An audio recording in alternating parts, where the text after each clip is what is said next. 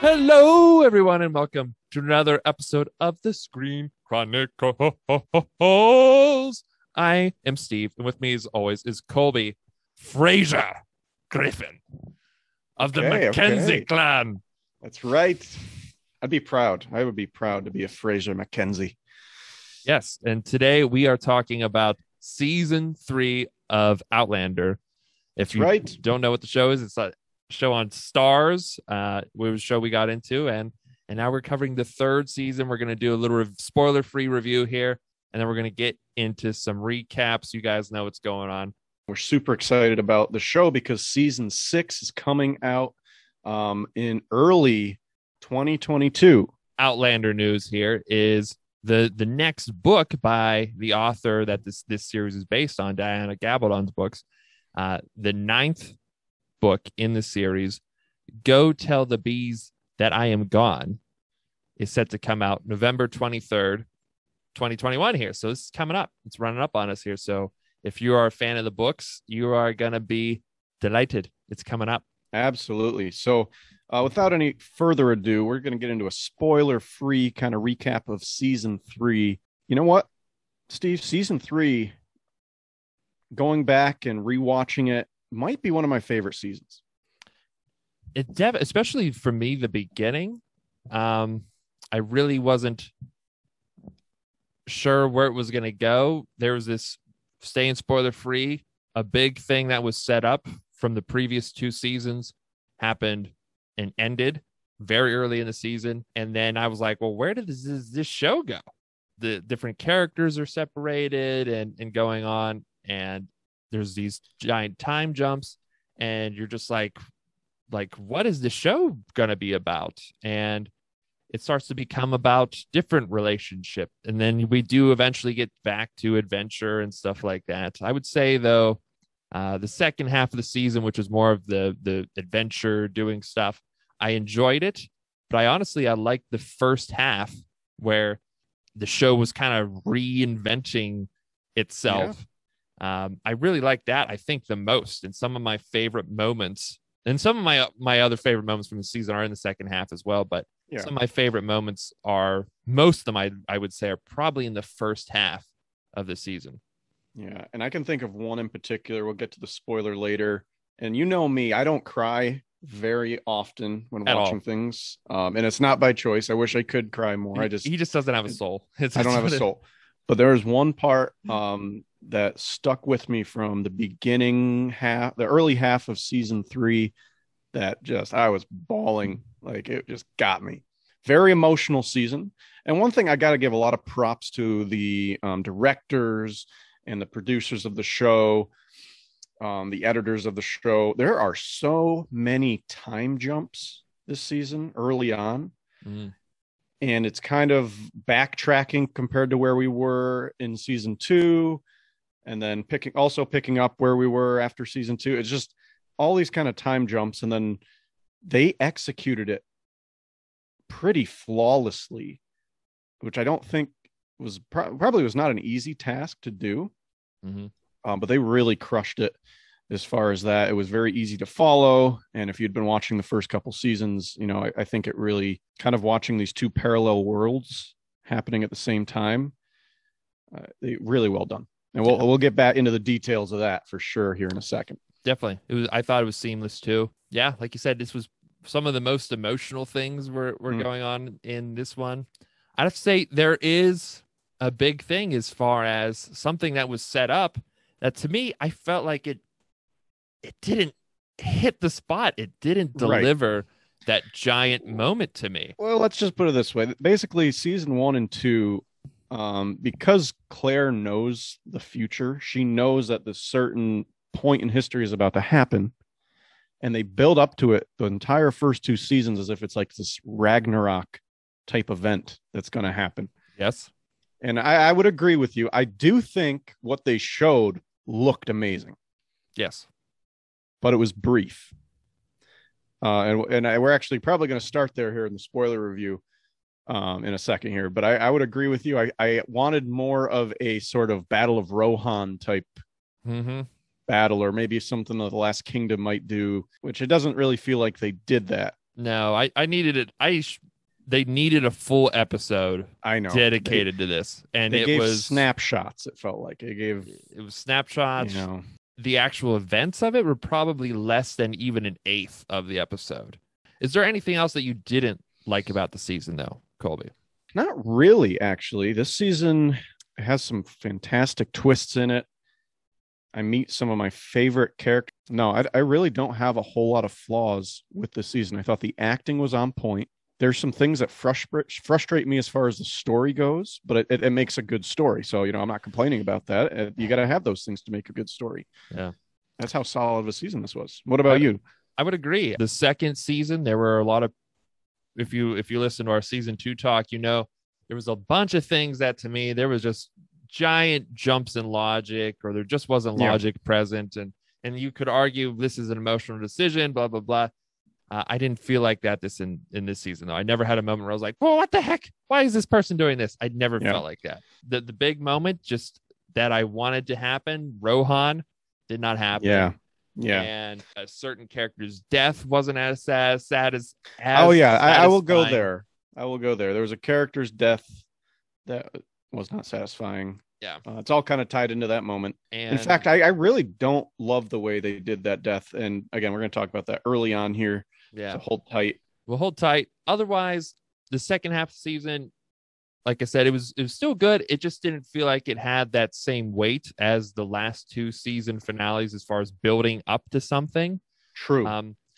Like we said, there was this giant event that the first 2 seasons were like teasing you with. This is sort of happen. Foreboding thing. Yes. And then there's major they were trying to change. avoid. Yeah. They were trying to avoid it in the first 2 seasons, and they couldn't, Mm-hmm. So now there's sort of this sense of like, oh, well, the whole world's open. They can do, Yeah. There's no sort of foreboding. There's no Yeah. You end on a cliffhanger as far as that something new is going to happen, but there's nothing Totally. that's like, oh, well, here's the next thing.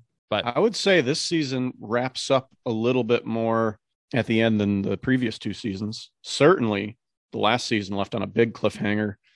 This one, I feel like, kind of puts a little bit of a bow by the end of it. Yeah. And then it can have a kind of a fresh start. And I would also say too, I didn't feel as like emotionally scarred by this season True. as some of the past ones. There was not as much sexual violence in this one. I think there were some instances where it was gonna happen. I can't remember. I don't think off the top of my head anything did happen. Not saying that anything that was going to happen was good. So I mean, that was something too. It's kind of nice to get away from that. Right. So let's just drop a score here. Let's talk about what out of 10, Colby, are you giving this? 0 is just the crap. The worst of season 2. We're in France. That's a 0. No, come on. France wasn't that bad. 10 out of 10 is like wedding night, Claire and Jamie, right? Let's go there. I'm going to go with a solid 9 out of 10. Time is now. Aye. Sire, give the command to charge while there is still a chance. That's exactly mine too, and I'm not just copying you. It's a solid 9. I would very much like to kiss you. Like I said, that just the second half to me didn't have that feeling of here's the next giant event.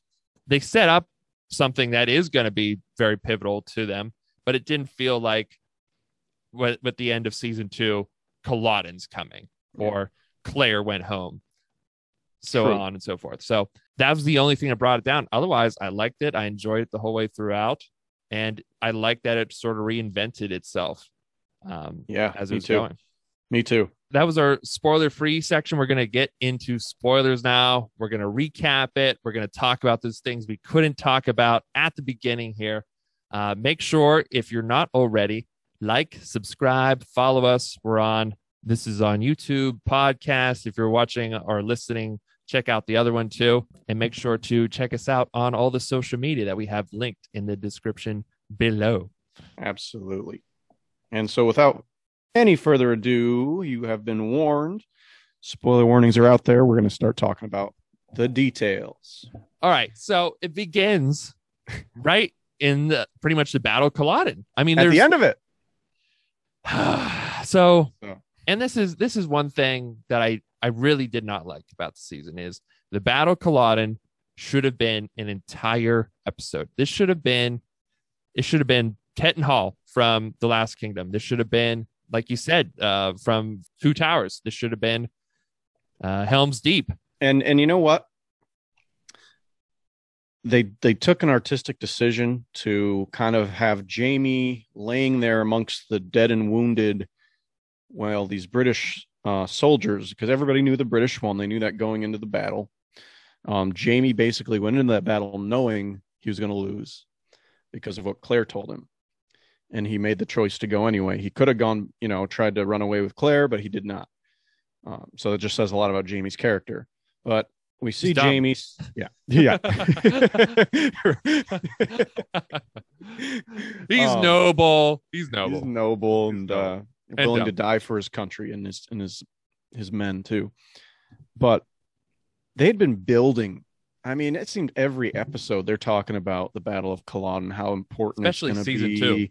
Exactly. And it's just all of season 2 was right. Every episode they were either trying to stop it or they were trying to win. Yeah. And so what I will say about it, the way they do it is Jaime is laying, he's wounded. He's probably thinking he's going to die right now. He starts having these flashbacks all the way from when at the end of season 2, when he had Claire go through the stones, and it shows him riding back to the camp with his men. And it shows this amazing charge he does. He's like wearing just white, loose fitting shirt that he wears. No like armor. You know what I mean? It's like so raw. Just a kilt and sword. And just with men and the smoke around them. The lighting was perfect. Yeah, so let me say I liked the artistic style as far as they started out showing him on the battlefield, just bodies piled up. I mean, this was a massacre, right? This was dudes with swords and shields running across an open field at the best military of its time on the planet with guns, cannons. I mean, yeah. So, I mean, this was the definitive end of the Jacobite rebellion, which was the Scottish. There was also French and other groups as well that were trying to bring Prince Charles in as the king of Scotland. So this was the definitive end. Bam. It's done here. Culloden ended that. Pooh. So I love that they did do the bodies piled up. They're showing this. Yeah. But the battle is told like through just glimpses from his moaning and groaning on this pile. There's this British soldier on him, and I knew exactly who it was as soon as I noticed there was a red coat on top of him. And I was like, that looks oddly like sexually placed almost too. I was like, yeah, was that intentional? I was like, nah, maybe I'm reading too much into that, but it was. And so that makes no sense to me. So just to go on some negative thoughts here. Like I said, the battle, it looked filmed, the filming, the photography, it looked like they filmed like tons of awesome stuff. Yeah. Loved it. Looked great.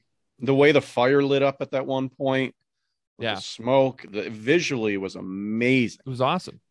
And I bet you there's this tons of awesome footage that if they would have just laid it out, they could have had like a 20-minute episode. And I think the battle in real life lasted less than a few hours. So, I mean, you might have been able to even show the entire battle on an episode of television. I know. And like, that would have been awesome, like TV experiment. Anyway, though, getting back to the actual execution of it, though, Jaime does lock eyes with Jack Randall. And I was just like, oh, man, here we go. Here we go. And they fight, but it's like this weird, like, sexual dance thing. Like, they're like, they're not like fighting like head on head like they did even when they dueled. It's just like this weird, like, they like grapple in front of each other. They're just like rubbing backs and butts on each other and stuff. And then, like, even when like the battle's dying down, it's just like Jaime and him left and just like, all right, like this kind of nice and gritty and real. They're just kind of fatigued, trying to survive. And And just his death is just like a simple stab. And it's just like, like, well, and he keeps fighting after that stab too. Yeah. And then they just collapse on top of each other. That's the part I didn't like, was that, like, I'm fine because I know Blackjack Randall has his demented, weird feelings toward Jamie. Mm-hmm. And I'm fine if Blackjack Randall wanted to do that thing where he kind of like touches Jamie's like chest. And look at that. Look at that guy. Ew. Stink bug. Eat it. Eat it. Eat it. So startled. Okay, well, sorry, where was I? I'm okay with, because of his demented feelings, but what I didn't like was that Jamie kind of like gave into that and like just like almost accepted Blackjack Randall's sort of weird death embrace and just like let Black Randall like fall into his chest. And they maybe we, the argument's going to be, well, Jamie was just so tired that he couldn't fight anymore. They both were so fatigued that they just collapsed on each other, but it looked romantic. I feel like they really made a point to make it was clearly what they intentionally did. Where I don't think that's super fitting of Jamie's character. I feel like Jamie should have, at that point when Blackjack Randall tried to like look romantic, just taken that, bam, just that's what finished him there. There should have been something more satisfying with the death there. Should have been like a definitive, like, kick him in the teeth and watch him fall and then you fall. I don't know. Guttural scream, because the only thing I can compare to the way Blackjack Randall mistreated Jamie is the way Ramsay from Game of Thrones mistreated Reek.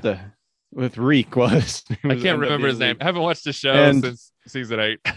And when Jon Snow just screams and just beats the crap out of him with his fist. That's the kind of finish I wanted for Blackjack Randall and Jamie. I wanted Jamie to just get absolute, satisfaction. And I wanted that satisfaction. I wanted the satisfaction for me, for him. And you could be like, what are you saying? Two guys can't be. Listen, they weren't ever romantic. This was a man who raped and abused another man, branded him, psychologically abused his wife, psychologically abused tons of other people. His sister tried to rape his sister. This is not a romance. This is not like some star-crossed lovers who went their separate ways and ended up on different sides. This was straight up an abusive, fucking evil dude. Like, this guy needed to die, like, just completely separate from any sort of love thing with Jamie. Like, what the hell was that? Yeah. Jamie never had any sort of affectionate feelings towards him or anything. He was confused and traumatized after this because of all the psychological manipulation and physical manipulations from old Jack Black, but it was so unsatisfying. When I watched it, I was like, that's it? This is how Ramsay dies? This is how Count Dooku dies? I was more satisfied in season 2 when he got stabbed in the dick. Yes. Than I was when he actually died. Yes. If you look up on YouTube right now, I don't know if this is a copyright thing, people. I'm not trying to hurt the copyrights, but there is a YouTube version of the battle and the fight, all edited together without the cuts in between, and it's in chronological order. So it's like it goes from Prince Charles talking to the charge. Yep. And when you're actually watching the battle, it is kind of jumped around. There's like the charges at one point, then the fighting's at one point, and then it's kind of all over the place. So if you watch it's kind of enjoyable. They even have the clash. They have the charge and the clash. With the soldiers, which was cool. Mm-hmm. But I agree. It was a little too, like, the memories he was having were just so quick and just snippet. Just would have liked a little bit more fleshed out battle. Now, let me say this. Had this been a battle that was not hyped up as much as it was, if it was just some other random battle, it would have been perfect, because from a filmmaking and editing standpoint, it was beautiful. I mean, it was a beautiful way to show the events that happened. But you and I are kind of greedy when it comes to battles. Mhm. So we just wanted more. I thought But I don't want to take anything away from the people who like when they made it, because it did look amazing and it was pretty cool to watch. Mhm. But yeah, It was made well. I'm not Yeah. denying that. And I don't know if the book, if it doesn't even mention it, or if it just covers it briefly, and maybe that's why they were like, well, we just got to speed through this. We got to get through. There's maybe it was ton a of budget story. thing, maybe a budget thing. I don't know. Because they filmed the battle, and it's just Yeah, why they did didn't film you it. show all of it? Yeah. Why didn't you show more? Why didn't you make it longer? And why didn't you? So that's my complaint, is the fact that one, it was so short, and it was delivered us through just snippets that weren't in order, and the fact too that the worst villain probably in almost any other show or movie that I've seen. You could make that argument. He's a really good villain as far as he brings so much dread in every time he just shows up on screen. Like, oh my God, Totally. what is this guy going to do? You're even in a public place and you're just like, what is this guy going to do? And this is his death was just this weird romantic fall. It's not like this awesome, satisfying kill or again, I don't know if the books did that. If the books did, I don't like that either. So I don't care if that's the source. I would say very let down by the Battle of Culloden, especially with all the hype that went into it and the way season 2 ended, and the fact that Randall just didn't get his death that I wanted. Yep, I would agree. And so as Jamie's laying there, he has this, sort of hallucination that Claire walks up to him in a white dress. And it turns out it's Rupert, our guy Rupert, because they, It would have been great if Rupert just showed up in that white dress. Yeah. Just like his hairy body, his round hairy body just showing through. Oh, amazing. Rupert takes Jamie to a little house where some of the surviving Jacobites are camping out, hoping they can sort of wait there for the British to leave, maybe have a chance to escape. But they kind of talking how many British soldiers are out there, like nobody can leave this place. And soon enough, the British come in and find all these survivors, and so now they're prisoners. And as Melton, I think, and he comes in, he basically says, you are all sentenced to death because you're traitors. Jacobites, you're all traitors. So under the king's law, that's punishable by death. And I think Rupert or Jamie, I can't remember which one, asks, like, so are we to be, I think Rupert asks, like, are we to be hanged then? And this guy goes, no, you're to be shot like soldiers, which we come to learn about this character, this British, I don't know what his rank was, but he's in command here. Some sort of officer. This British officer that he's actually very honorable. There comes a time later once they've executed all the people who are able to stand, where one of his men comes up to him and is like, hey, should we shoot the rest of them, like where they are, like laying down and stuff? And he's like, what the fuck? Like, yeah, no, like, good no, God, man, stand him up. Yeah, he's like, prop him up if they need to. He's like, no one is gonna be shot laying down on my chart, like on my command. I was like, okay, like this guy. I love cool dudes. Like, there's a lot of cool dudes that like just show up like that in the show. Yeah, because there's so many like just evil, despicable people. So then when he's like disgusted that his own man would even like suggest that. Like, what, dude? Yeah. He like shakes his head, and he even like, unfortunately, this is where we lose one of our beloved bros, like one of our OG Scottish bros, Rupert. Last season. We lost Angus, like his best friend. We lost Dougal. We've lost every other Scottish bro, I think. Yeah. He's the last Murtagh one. not Murtagh. Murtagh, we saw him fighting, but we don't see where he ends up after the battle. Yeah. They're kind of asking, he's like asking, does anybody want to volunteer to be shot next, basically? And eventually Rupert, he's kind of talking to Jamie, and he says some farewells to Jamie, as Jamie is very wounded. He can't even get up. And Rupert's just like, and it's just like, oh man. He says something like, try to keep up. I carry a quick pace. Yeah. And you see the British officer kind of smile at that. Just like there's a respect there between them. You know what I mean? Yeah. I thought that was cool. That was awesome.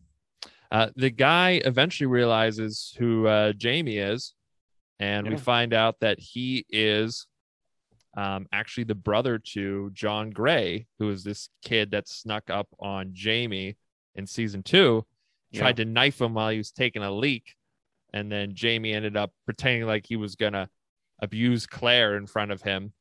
And he got information about where the British troops were, and they ransacked their base at night.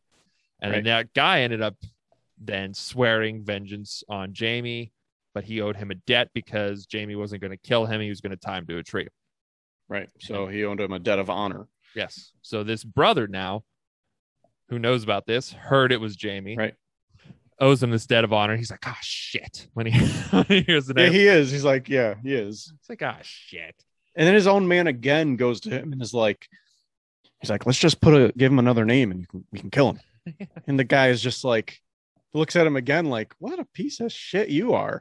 Like, no. Like then I'm going to live the rest of my life dishonorably. You know what I mean? Mm-hmm. And he does end up making a plan to free Jamie. And, he goes to Jamie and tells him everything like, you probably don't, I don't know if you remember John Gray, but you saved his life. So I owe you a debt of honor. He goes back to his man. He's like, look, we'll put him on a cart. He's not likely to survive anyway, but at least then it's not on my family's name. Mm. It's like, okay, so it's not that he was being a superhero, but he does live with honor. And he did the bare minimum. He did the bare minimum, but it was pretty cool. It was pretty cool because a lot of other like if it wasn't him, how many other British officers would do that? Yeah. Especially being Red Jamie, because he's like the most notorious bad guy for them. Pretty cool character, I thought. And we see him again later on, and I was like, I always thought that was pretty cool of him. Jamie ends up getting sent home, and he eventually ends up at Lollybrook. Meanwhile, though, this episode, though, too, Claire, like we said, she went back to the future at the end of the battle, or the beginning of the battle. She went back before the battle. Jamie sent her through because she turned out she was pregnant. He didn't want her to die. And we saw in season 2, we saw all of this kind of future stuff. The timing jumps around so much. Like we saw her living in the future, but at the end of season 2, we saw when she got sent to the future, if you know what I mean. Yeah. She's back in the 1940s at this point. Yeah. The parallel times. So right now they are in the 1740s and she's in the 1940s. And it's just these two timelines are going on at the same time, parallel to each other. Right. She goes back, like we talked about in the last one. She's just being a complete bitch to Frank, but Frank's like, hey, I'm going to step up, try and make this work. So they move in together. They go to Boston, and it's just not working out well. Yeah, and that's pretty much it. I mean, there's just no physical chemistry between them. Frank is trying to be a nice dude, but she just doesn't care, and it's just he's trying hard. And I mean, Frank, imagine, dude, put yourself in that position. Like you did nothing wrong. Your wife disappears. She comes back pregnant with another man's child. And he's like willing. He's like, he believes all the things that would sound absurd if somebody told you. And he's willing to give this a chance, and like, he did ask, like, you need to forget about the past though. Like, and Claire won't let go of the past. Her feelings for Jamie are too strong, which you can't blame her for either. But it is apparent that when they get to Boston, they are trying, like she is being civil with him. Mm-hmm. Where in season 2, like before they went, she was like totally like blocking him out. She was being mean to him, which was really frustrating in season 2 because he didn't do anything wrong. And now it looks like she's trying. And then over the course of the episode and the next episode, it's starting to fall apart. Like it's just not going to work. Yeah. They end up raising Jamie's daughter, Jamie and Claire's daughter, Frank and Claire do, Brianna, together. And moving into Boston, and he gets a teaching job. And then the next episode, Harvard, and then she ends up eventually going to med school. Yeah, but then, which was not common for women at the time either. And it's really funny too. Some of the absolute misogynistic nature of like these Harvard professors toward Claire. Like at one point, like she's like, or Frank's like, yeah, she served as a nurse in the Royal army or whatever. And the freaking professor is like, oh, well, you must have been relieved when you got to go back home and do womanly stuff like cook and clean. And just like, what the hell? Yeah. But that was a different time. Different time. That would have been very frustrating. I know. She's a very intelligent woman. Yeah, well, not just that, but she's like lived through crazy stuff, way crazier stuff than any of these men have lived through. Oh yeah. You know what I mean? Oh yeah. Going back in time.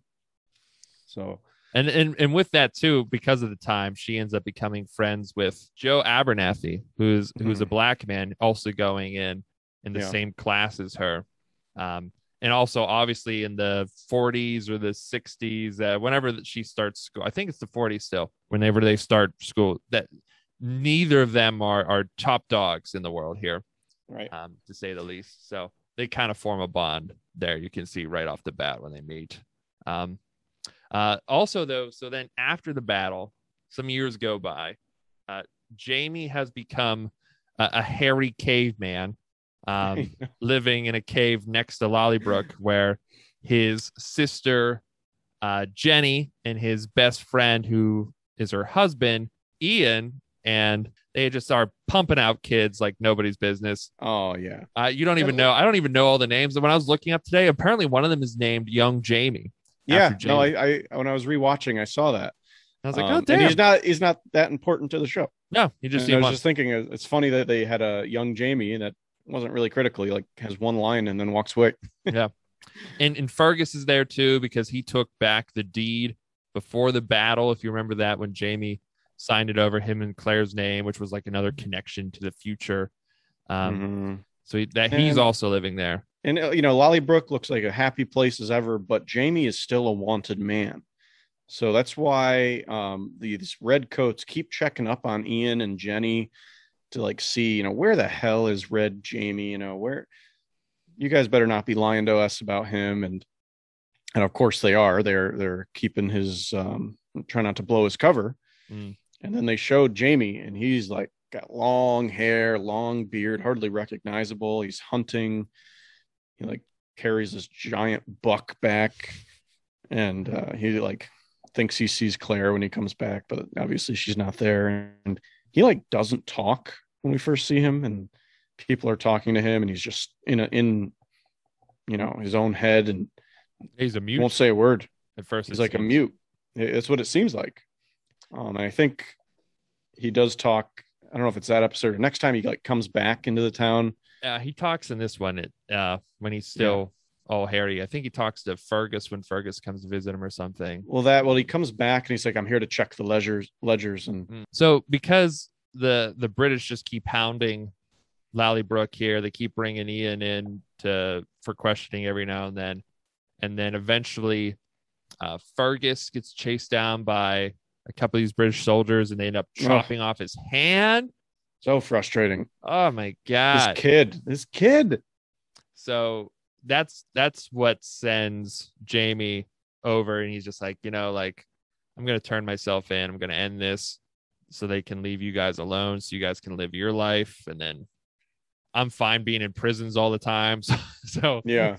Jenny sends down like her handmaiden or servant or something to physically please old Jamie here. So that was kind of interesting too, because I think also this like around this episode we're seeing Claire is like trying to be physical with her husband, but she's just imagining Jamie in her head and closing her eyes.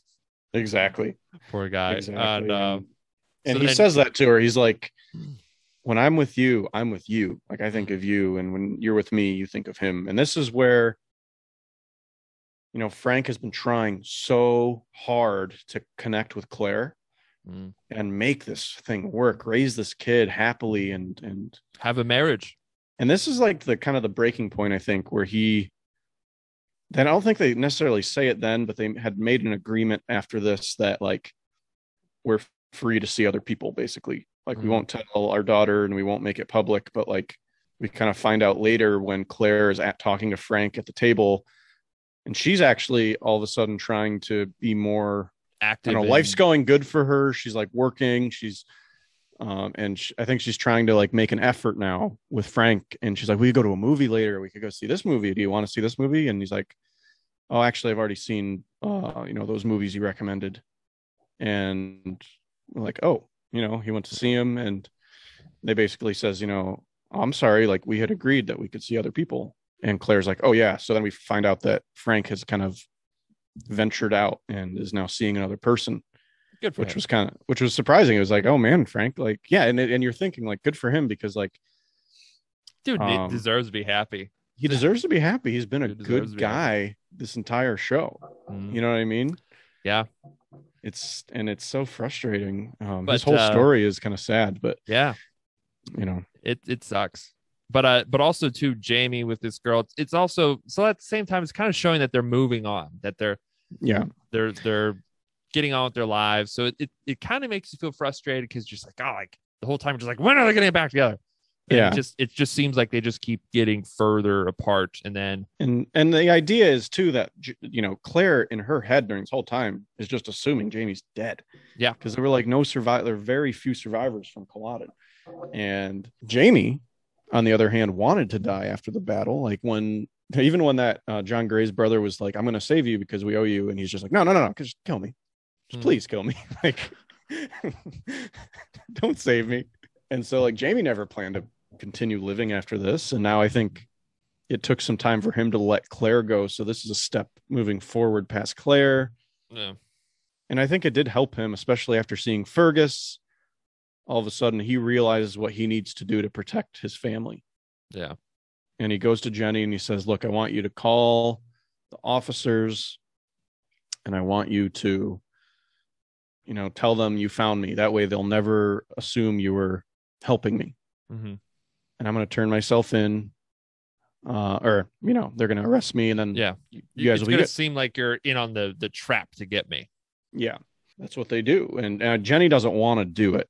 She's like, no, let's keep hiding. Because she loves her brother, but at the same time, like, I think she does realize that with all the kids and everything, this is best. Mm-hmm. So that's what they do. And he ends up getting sent to a prison. And then another just giant amount of time goes by. Bree gets older. That's when we see that Frank and Claire have drifted apart. She's now practicing, I think, a surgeon now. Yeah. And Jamie has been sort of the spokesman for the Jacobite prisoners. This prison has a lot of the Jacobite prisoners. They get this new warden of the prison. And at first I didn't realize who it was, come to find out that this is Lord John Grey, who has just become the warden of this prison. And he asks to see Jamie. And the reason why at first is like, well, it seems like you're having these meetings with the old warden. You could speak up for the prisoners, yada, yada, yada. Let's continue that going. Okay, great. And it's pretty cool. The first time he showed up, I thought Lord John Grey was going to be a bad guy. Mm-hmm. Just the way he reacted when he found out Jamie was there. Yeah. I was like, oh crap, it seems like he doesn't like Jamie. Mm-hmm. But then he has Jamie in, and he's like literally talking to him at first, and he's kind of like, he sees a rat in his own office. He's like, get a cat in here.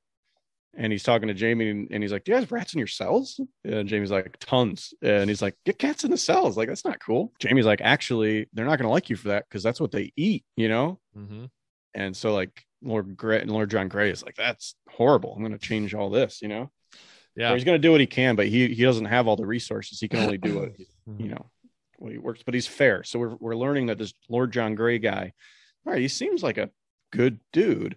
What ends up happening is he asks Jamie for a hand with this one prisoner who comes back. He's all crazy. He's like all crazy and just spouting things randomly, and it's in French, Scottish, or something, or like French Gaelic. And they're trying to learn about this gold, this treasure. Yeah.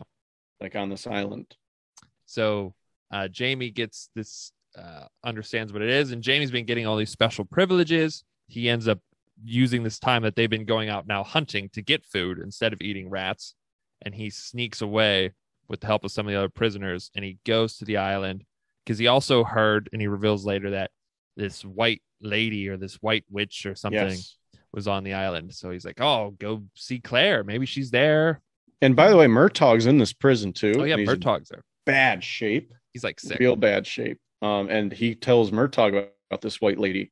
And they're kind of talking like, you don't think it could be her after all these years. This can't be her. And, so they're starting to think like, is this referring to Claire? Because Claire was Madame Blanche in France. Madame Blanche. She was the white lady. So yeah, he goes to the island, and when he comes back, then who we know is John Gray. I think he was going by William Gray or something like that, some other name, or just maybe he's just Lord Gray, or I don't know. Jamie ends up actually sneaking up on him. Yeah. When he's out having search parties look for Jamie, and he does the same thing that Lord John Gray tried to do to him when he was a kid, the kid who snuck up on him in season 2. But he successfully does it. John Gray's turned away, and he grabs a sword, and he could have killed him if he wanted to. But then Jamie offers his life up, and that's when he reveals that he knows that he is John Gray. Right. And he's like, oh, and this is how you should have done it, sort of thing. So it was a pretty kind of powerful moment and full circle sort of thing. Because he's got the sword, and Lord Grey is like, I gave you an honor, like a debt of honor, and he's like, then you promised to kill me. And then he puts the sword in the ground, and he's like, go ahead. Do it. Do it.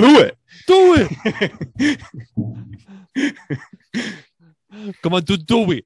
But he doesn't do it. He doesn't do it. Because they've been kind of friends. They've been hanging out, talking about. They had been playing chess. Because Jamie got really good at that in season 2. Yeah. Because he was a wine merchant and businessman out of nowhere. After eating grass in a horse pen. There is another moment after this when they're having deep, deep talks in Lord John Gray's chamber. Jamie opens up that he had a wife. Yeah. And he had told him before that she was gone, and now he's telling him more about her leaving and things like that. And John Gray opens up about having another officer who understood him. And I was like, I wonder what are they hinting at what I think they're hitting at? Yeah. Yeah. And they are. Lord John Gray, he's gay. And he kind of says this in this sort of read between the line ways to Jamie, and about how his brother found out. And I think that's why he ended up as a warden here. Yeah. I think it's because they were trying to basically hide him away from that. Yeah. And while they're getting really deep here, Jamie's talking about something deep, and John Gray reaches out and puts his hand on Jamie's to kind of console him. And at first I was like, okay, this is a friendly thing. But then they zoom in on the hand, and he's doing a little rubbing the hand with the thumb. And Jamie, who is already been done in the butt, not by choice, not by choice, just his mood just shifts so drastically. I love his face shift just from I'll kill you face. He's like, what is it with you British officers? For God's sakes. Every man, woman wants Jamie. Everyone wants Jamie. Everyone who meets Jamie wants Jamie. John Gray is not Black Jack Randall. He's actually an honorable dude who developed real feelings for Jamie. Because who couldn't, right? But Jamie is take your hand off me, or I will kill you. Dead stare. Mm-hmm. Just total maniac about to explode mode right here. If awesome. He doesn't do what he says. It was pretty crazy. John Gray does. He's like, oh shit. I think I stepped over the line. My bad. You can't blame John Gray for trying. But I mean, the man was just talking about his wife that he missed. Yeah. John Gray's like, oh, okay. Point taken. Oh my God. I think everyone can relate to that moment, whether you're a man or a woman, where someone you're not interested in intimately tries to have some sort of intimate reaction with you, and you're just like, what the hell are you? What the hell is that? So after that, the prison actually shuts down, and all the prisoners are being lined out with Murtaugh and a long line of other Jacobite prisoners, except Jamie gets pulled off to the side by Gray. And they take him far off, and they're on this hillside, and John Gray basically says to him, look, I did my best to free you. I couldn't, so I'm giving you the best thing I can give you is this. You're going to be a servant here, Hellwater, the Dunsany family. This rich family. It's the best I could do. Better than being a prisoner, better than dying, but I can't free you. So, but he says you're still a prisoner because they know the head of the household. I think his name is Lord William Dunsany. Yeah, he knows, or Disney, or however you say it. Dunsany, yeah. And his son died in the rebellion, who's British, so no one's going to know that you're a Jacobite, or they're going to be really mad. But you are a prisoner there. You work for them. That's what you do now. The other prisoners, like Murtaugh and them, were taken off to the American colonies as indentured servants. Right. And that's seemingly the last time we see them. Yeah, it's like, is this the last time we're going to see Murtaugh? I know. Crazy. And back with Claire, who's now, like we said, a physician. We had talked about how Frank was already involved with another woman. It turns out it was serious, and he's planning on moving back, actually to do England with her. And he even tells Claire, who we even find out in season 2 has always been kind of distant, even with Brianna, because she always feels out of place. Right. And so Brianna and her dad were really close. Yeah, the two of them were close. And Frank is like, I'm leaving, and I'm pretty sure Brianna's going to want to come with me. And that's the plan, lady. He leaves, and she's just pretty shaken up about it. But actually ends up happening at the end of that episode is he ends up getting wheeled into the hospital. I'm like, damn, this guy's got bad luck. Dude, this woman, Claire ain't no good for Frank Randall, man. Oh, man. She is. I love Claire Bear. Listen, but she is the worst kind of Claire Bear. She's a Claire beast, mauler, human succubus around Frank. I know. She literally killed this man. She made his life just a wreck when she was gone. Worse when he was back. Empty void. He tries to connect with someone else. And then because he's leaving to try and actually find a new life, the dude dies. Oh, man. In a car accident. He dies in a car wreck. And she goes to him and she says that, you were my first love.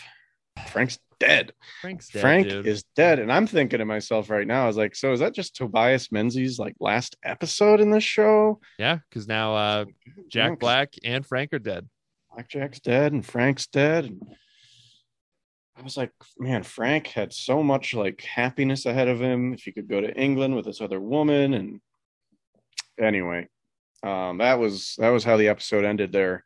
When we pick up back with Jamie, then, like I said, he is now working at Hellwater. Some of the notable people there at this estate: Geneva, the daughter of the Lord William there. She's this spoiled brat. We see she's making all the other servants oh my God, are you gonna have to go riding with her today?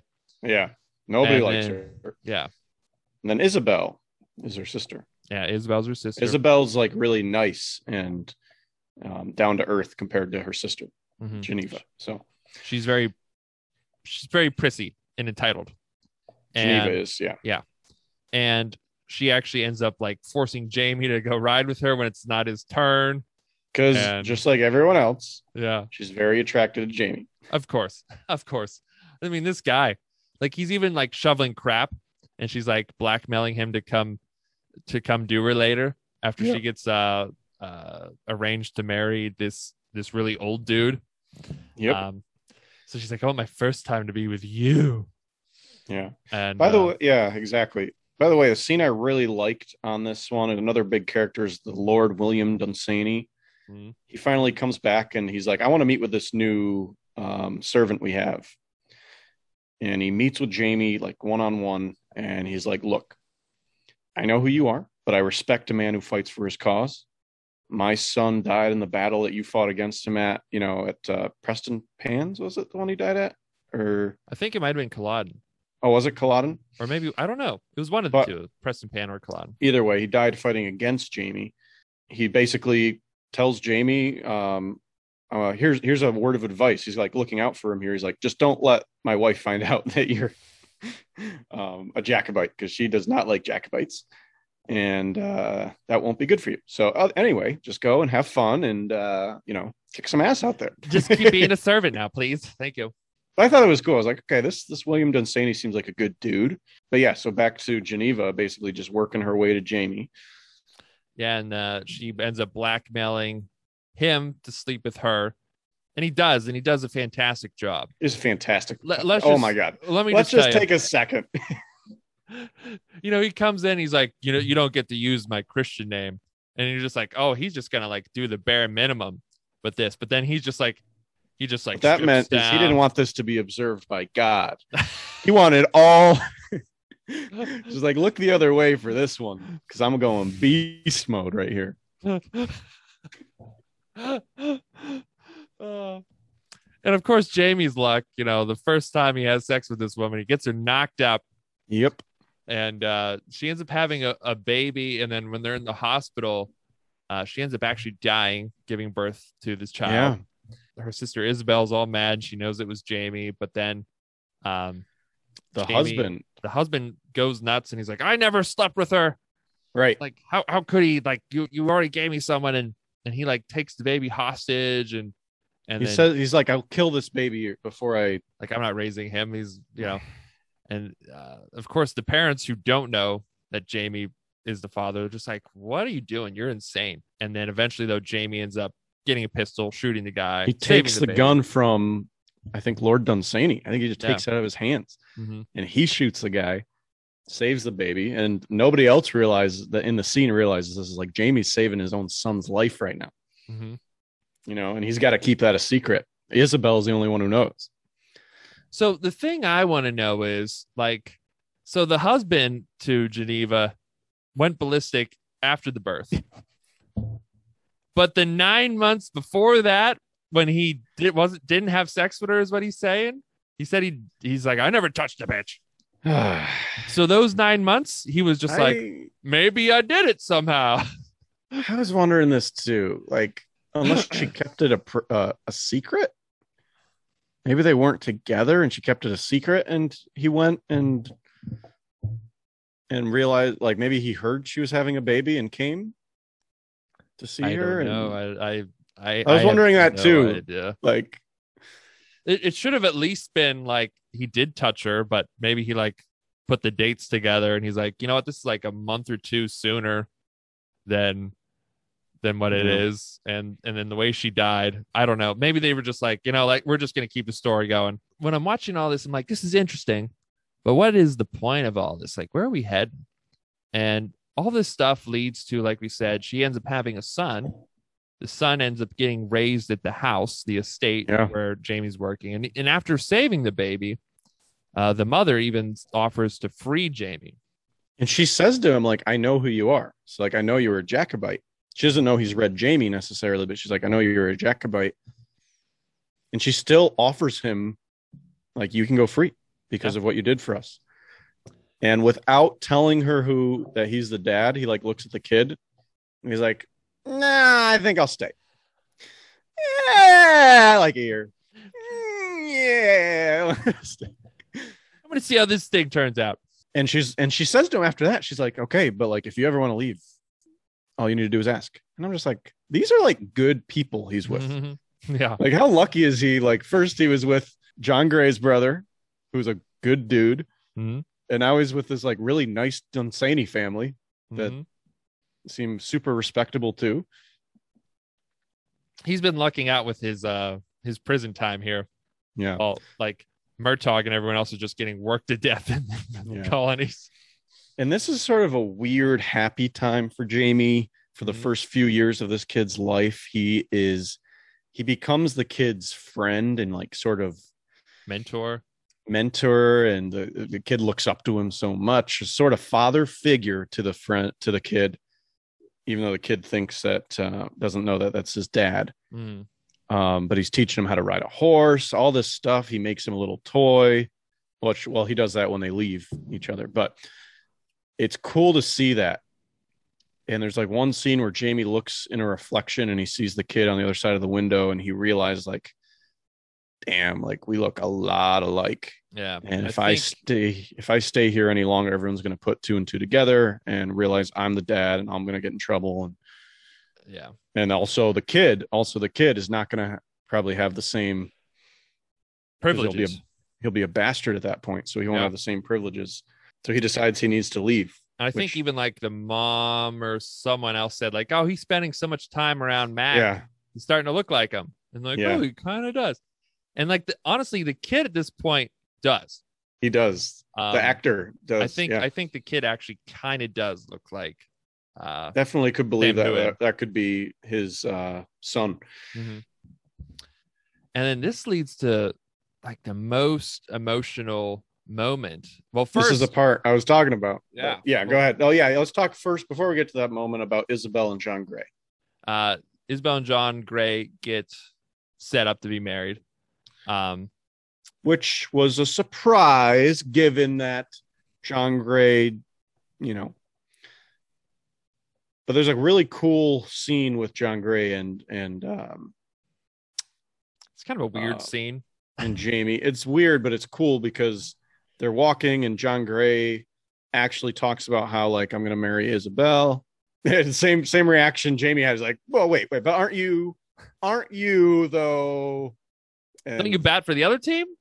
Yeah. And John Gray says this like a few times, like throughout the show. He's just like, I am capable of performing my husbandry duties. Oh yeah.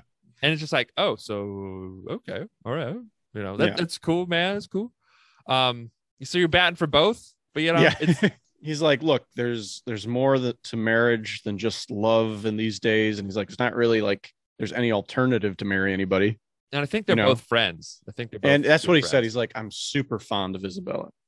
He's like, I'm very fond of Isabella. So it's like he does truly care for her. And she's going to get treated well. And Jamie has a huge ask of John Gray. I'm glad you put a K on that. I was like, where you go? He says, look, would you take care of Willie? Will you promise me? My Willie. My Willie. He's like, and I'll tell you what, here's the deal. If you take care of him, I'll let you take care of me. I'll let you take care of me for the fortnight. John Gray is like, I was gonna do it anyway, but sure, let's do that plan. John Gray actually is like, I can't believe like you're offering me everything I've ever wanted right now, but like, I don't want it this way. I don't want it this way. I know that you don't actually want to do it, so I'm gonna make you love me, Jamie, one of these days. But yeah, so I mean that happens. It's kind of odd. It was like, Jamie, you couldn't offer anything else first. Like you couldn't offer to like clean his carriage or something. Like you go straight to, I'll suck your dick. That's just a testament to how much he loves his son. I'll take care of your Willie. You take care of mine. But honestly, like, it's a great deal for Willie, because Willie will live the rest of his life like with good honor, being part of the Gray family. Will he? Willie will. Will he? Yeah. Will he? Yes. And this leads to the most. This is a crazy emotional moment. I didn't see this coming at all.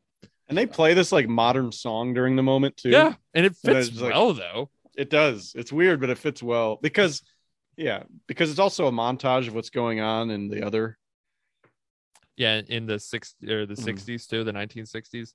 Yeah. So anyway, so Jamie, says bye to Willie, and he just rides away on a horse. And I think one of them say like, you can't look back or something like that. I think Gray said that, or Jamie. I could be misremembering that.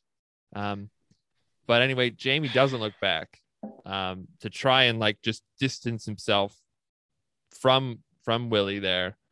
And he rides away, and it is just it's freaking Willie's like yelling after him and like running after him. Mac. And he doesn't look. And you can just see he's tearing up.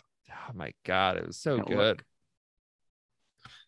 Whew, I just got goosebumps. Me too, bro. I cried. Me too. It almost makes me tear up right now a little bit just thinking about that. It is. I don't know why father-son stuff gets me a lot. And that just, There's so many layers, like an ogre. I know. Yeah. Like an onion. Because he's the dad of this kid. This kid wants him, but he doesn't know it. And he has to leave. And it's a damn fine scene.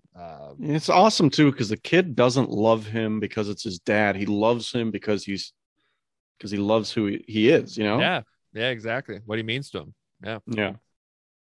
So it was brutal. It was brutal. And that's what I mean. Like when I was talking about the season having some emotional moments, and there's another huge one between Bree and Claire that really got me too.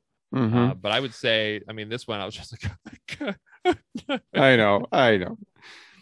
And speaking of Bree and Claire, they had a big thing in this episode too, where the time actually jumped back to where they were in season 2, I believe. Remember in season 2, they figured out that Jamie was still alive. Oh yeah. So now we're like caught up with where they were. So now we're like back to where they were in season 2, shortly after they found out Jamie was alive. Yeah. And now they're figuring out Roger's there with them, or not that he was alive, but that he had survived the battle at least. Yeah. And now he was a prisoner. They found out that this prison record is what they found out that he was alive. Right. And now they're trying to piece it together. They're doing all this research because they see the prison ended up closing down in like a year. So like we said, 1962 is taking the same time as get the whiteboard out. 1762. But yeah, they're like, oh shit, the prison's closed down now at like the years ago. So if we were to go back in time now, we wouldn't know where Jamie is. It would be closed down already. Because like for some reason it's running on parallel. But like remember Galis went back at a different point. So that was like jump before. She left later than Claire and wound up before. It was weird.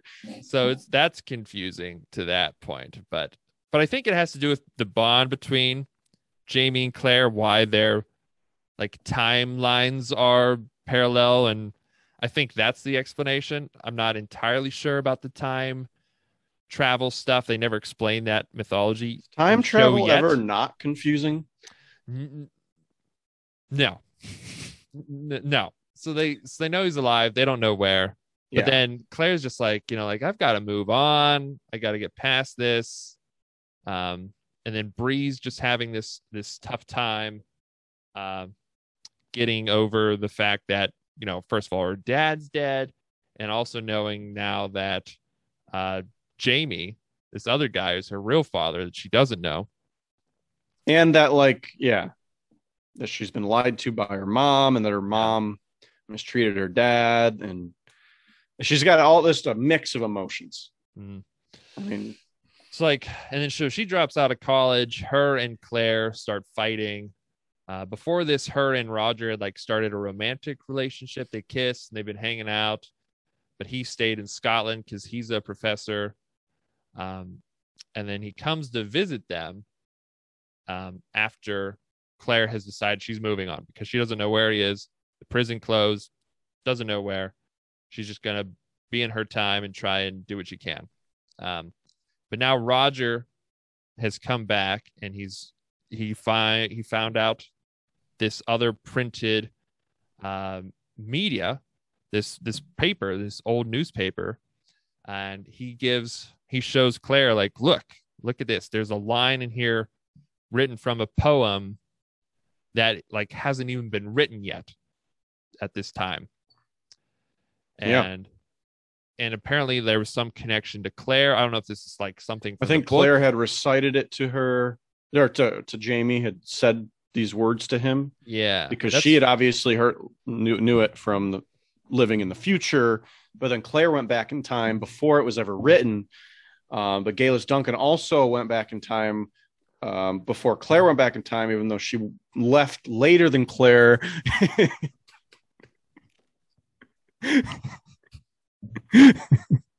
So that's how they figure it out, is like, apparently the guy who wrote the poem was only 6 years old, so he could never have written it. Mm-hmm. And Jamie knew it. So it had to be him. And then Claire's like, but you don't even know who wrote those words, you know? And he's like, look at the printer, Alexander Malcolm. And if you've ever heard Jamie talk, you've heard him say his name. My name is James Malcolm Alexander. No, it's more than that. What is it? It's James Alexander Malcolm Mackenzie Fraser. Yeah, there it is. Yeah. So he went by Alexander Malcolm. His two middle names. Two of his middle names. Two of his middle names. It was, his two middle names. Two middle names. The last two names are like his mom's name and his dad's name. Yeah. Fraser and Mackenzie. So this is proof that he's alive. And she's just like, ah, you're ruining everything, making this difficult. She ends up going to work and trying to go on. And then the moon landing happens. And she's just like, damn, like, how could you like go just come back after being on the moon and live the rest of your life like normal? And to her, it's like, how could you go back in time to Scotland and be a white lady and have sex with the French king and like fucking hot Scottish dude who eats the horse crap and is an awesome chess player and the best lover as a virgin in the world. Penicillin.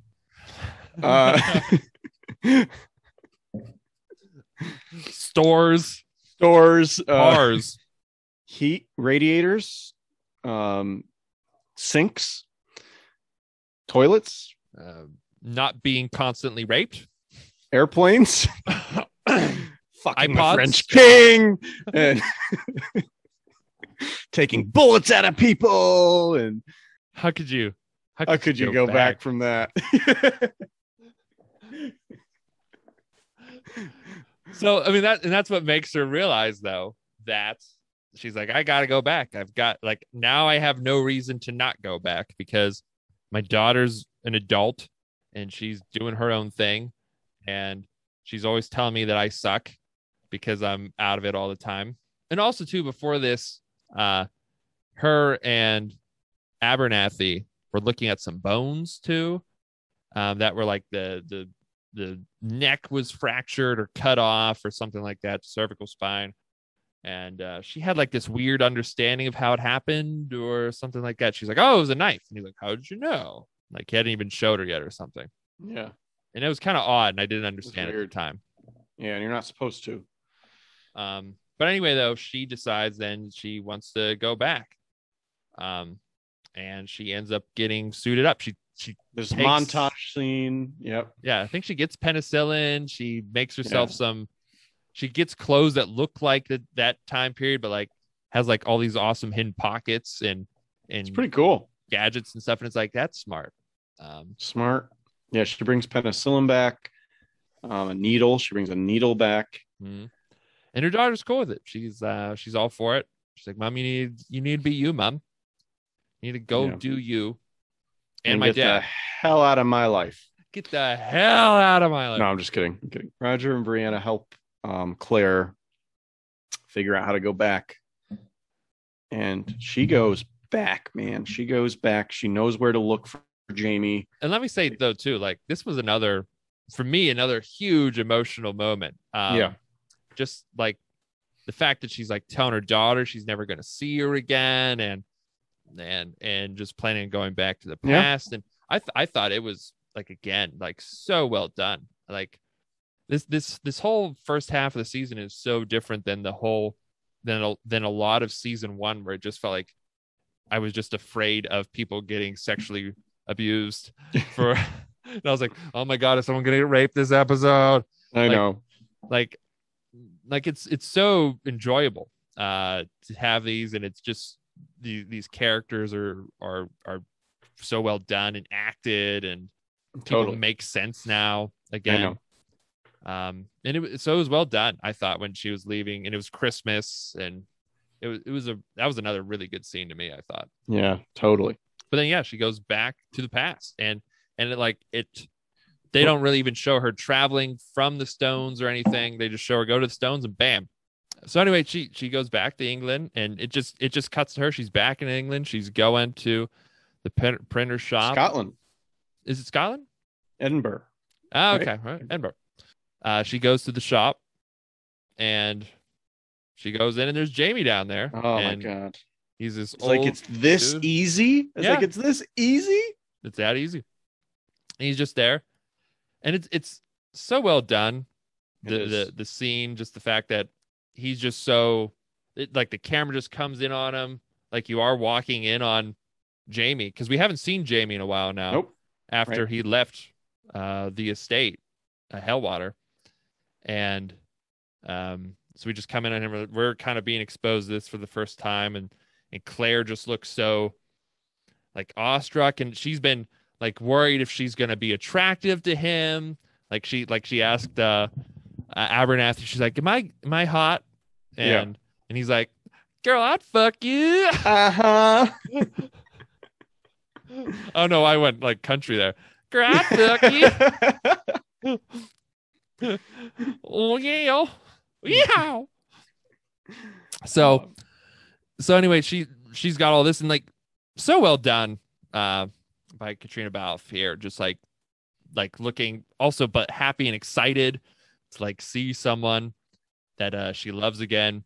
And Jamie just does the slowest turnaround ever. I mean, I would be like, here would be me. Like my girlfriend Ani comes, and I haven't seen her in 20 years because I thought she died or something. And hey, Colby, it's me. I'd be like, holy shit. And this was Jamie.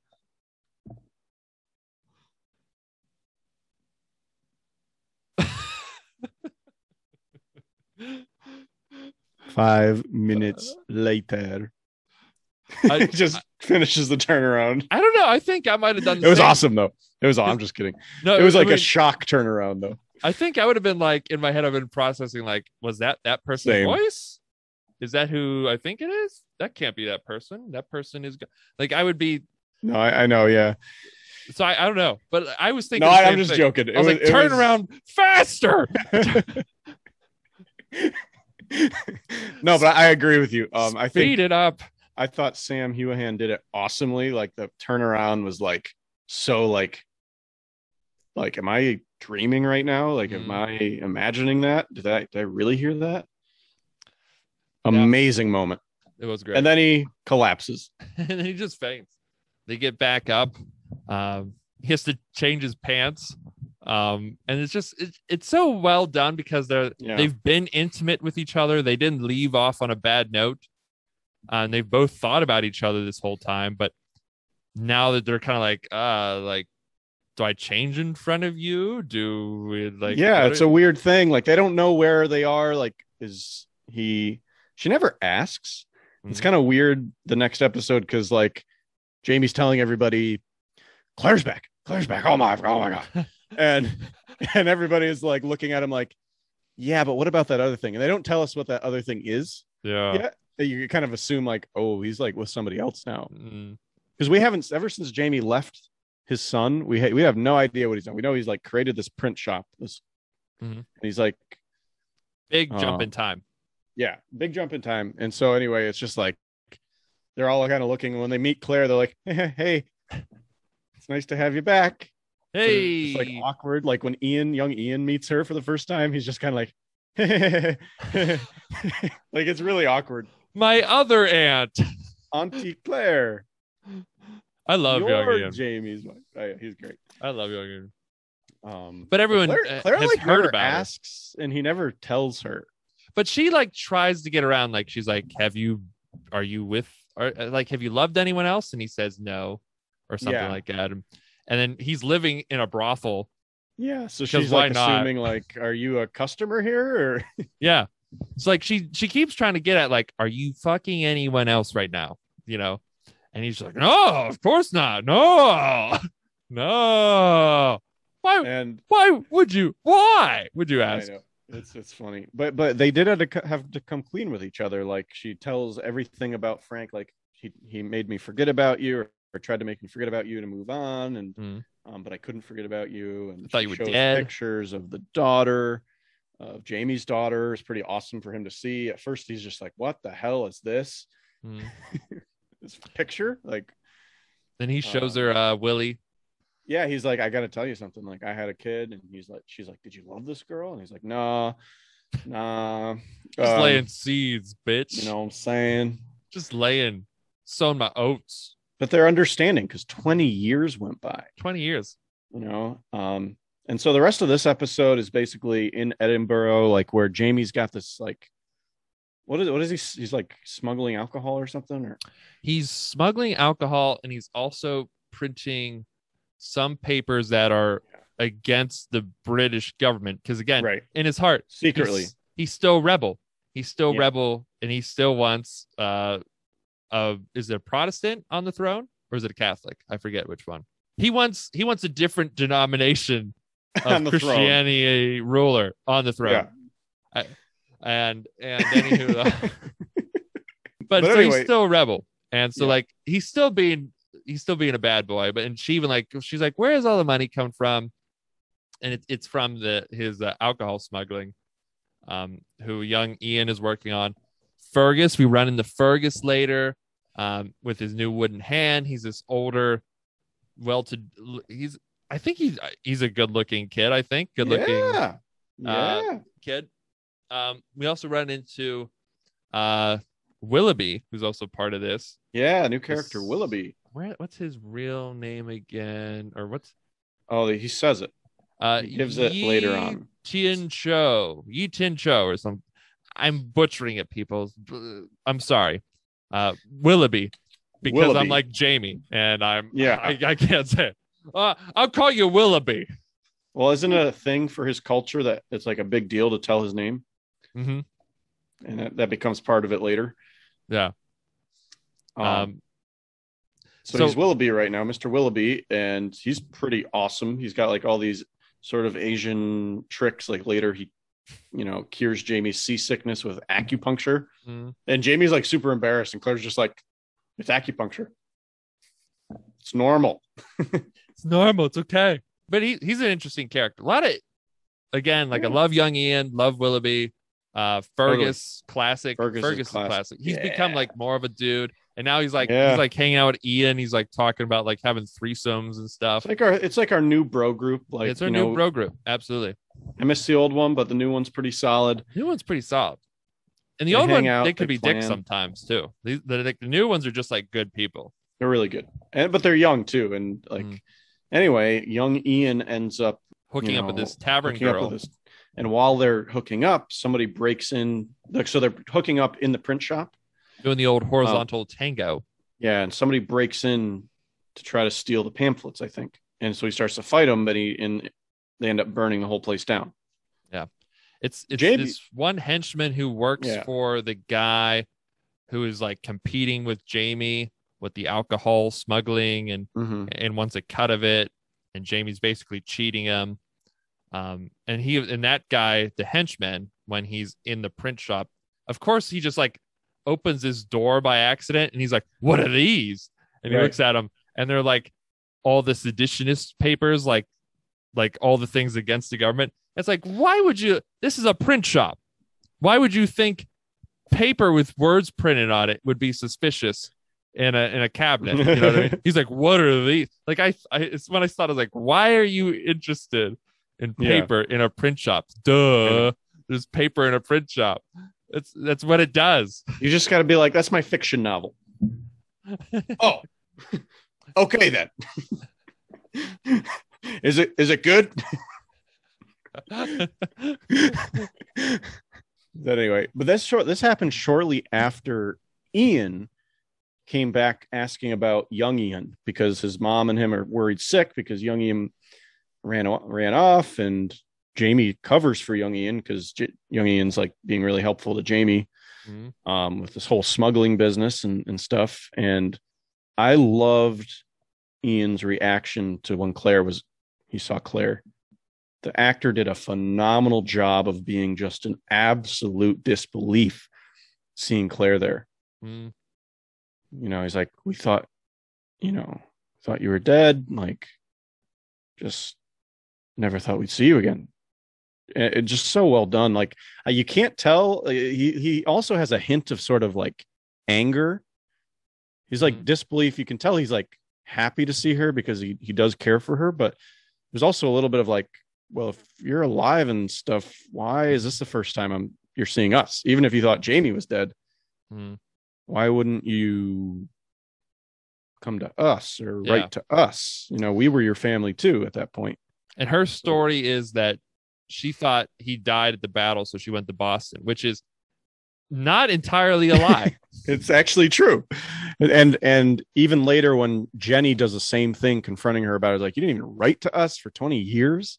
That's what family does. And like, that wasn't cool of you, Claire. And Claire then goes further to say that I was in a marriage that forced me to forget about my past. In Boston. Also not a lie. And they just can't understand. It's actually true. It's actually true. You're leaving out the time travel part. Yeah. You're leaving out that little detail that you traveled into the future and then back into the past again. It's cool that she's like getting to, but it's also kind of weird right now. Jamie's like just lying like so easily to people. To Ian. Yeah. I mean, he's lying to Ian about his son, and they're like so worried. And Claire like almost blew it because like he's like, have you guys seen Ian? And Claire's about to go, and Jamie's like, nope. He does this. He goes, nope. Nope. Not here. Nope. No, but he covers for him. He's just like, oh, I sent him home, and they didn't make it home. I sent him and Fergus home a while ago. Oh, a long time ago. I have no clue where they could be. Not in charge of them. But then young Ian goes and burns the whole freaking place down, and dude was just trying to do the horizontal tango for the first time here. You know, trying to do with this girl he liked. It was going well. Come on, people. Come on, henchmen burning down shops. You would think the henchmen would come in and realize that and be like, bro, my bad. I'll be back. I'll come back in an hour. An hour is generous. It's generous. But I'm going to give you some time. That's what a bro would do. So, that guy was a piece of shit for breaking in and burning the place down. Anti-bro moment. Anti-bro moment. Anti-bro moment. Come on, dude. Yeah, the place burns down. They do have to go back then to Lollybrook. And then, of course, it comes out that young Ian was with Jamie. And eventually what also comes out is, like you said, Jenny was mad at Claire for just walking out and then just walking back in like nothing happened. And so she ends up calling for Jamie's, who is his real wife right now, Leary. The crazy chick from season 1, the stalker chick who like tried to burn Claire at the stake, who's like sniffing Jamie's undergarments and putting cursed voodoo dolls around the place. It's like, and like, I think everyone who's watching the show is like, out of everyone, Jamie, you could literally have any dude or girl you want. Yeah. You went to Psycho. And jumping ahead a little bit here, because we were wondering that, like, what the heck? And Claire's thinking the same thing. Yeah, it's like, out of everyone, the girl who tried to kill me is the one you went with. But they have an awesome flashback scene later where Jamie kind of explains where he was in a dark place. Like he was just depressed for missing Claire. Miss Claire, and his it was son. Actually Leary's 2 daughters that like brought him out to dance, and he connected with them. Mm-hmm. And that's sort of what brought on this the marriage is because like he really cared about the daughters. And Jamie has always like had a paternal desire and instinct in him. Like he wants kids so bad, like it's so cruel that like the writer of the book and the show are just like constantly like, oh yeah, well let's give him a kid with Claire. It'll die. Let's give him another one. Send it to the future and raise it. Send it to the future so he can't see it, and have it be raised by like someone he despises, and let him influence her. Yeah, like an alternate version, so it makes sense. Yeah. And what else is it that he wants most? Oh, he wants a print shop. He's really passionate about it. Burn it down. Burn that thing down. Burn that shit down. Oh, let's give him another son. Let's give him a son. He can't see it, otherwise the son's a bastard, and it won't grow up well. Wait, let's give him some other kids at a party that he likes. Make it to the crazy bitch that tried to kill his wife. And then let's have her shoot him later. Yeah. Love it. He totally deserves that. He deserves it. So it kind of explains, though, and I don't think Claire at this point has that understanding, but she wants to kill Jamie. And Leary shows up the next day with that like freaking shotgun, or what is it? Just a Glock. And he's just like, she's gonna shoot. I got Claire. This from the future too, bitch. Jamie gets in front of Claire and she shoots Jamie like in the arm, I think. He like kind of takes it in the arm. And runs away. She runs away because she can't believe she shot Jamie. And I mean, this was Leary's worst nightmare. Like, I think Leary's like craziness was like settled down when she had Jamie. I think like she was being a pretty good mom.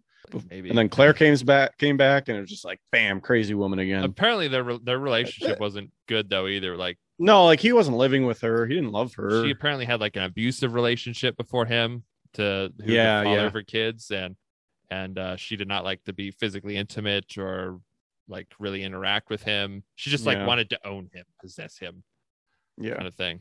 So he was sending them money that he would earn and things like that, and he had a pretty big influence on the kids. The girls loved him, and it's kind of interesting though because we've come to learn Marcelly becomes a pretty pertinent character in the show after this point. Marcelly's freaking cool. She eventually becomes cool. She's kind of leery at first. Yeah, at first. Well, she's with just Claire, like the eyebrows are up here. With Claire especially. Yeah. With Claire especially. Claire was gonna leave after she found this out and that he was hiding it from her. But then when he got shot, she's a sucker for injured people. I know. So she stuck and healed him up. She gave him penicillin. Shot him in the ass. I know. Because now that this is going down, Leary's like, well, I want money from you because you're not going to be there giving me money anymore.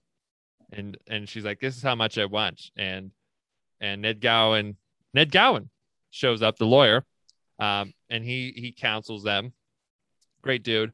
And he's like, you're going to have to pay out this much for it here. Otherwise, like, drama is going to happen. We can't deal with that. Right.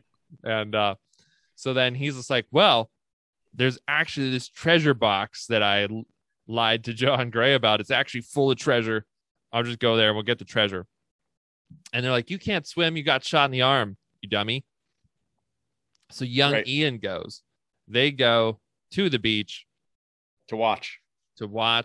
Young Ian swims out. They got great seats, by the way. They got great seats. They can kind of see the whole thing develop in front of them. Oh, yeah. Nice and far away. Do anything about it. Yeah. Front row tickets to just watch it happen. Yeah.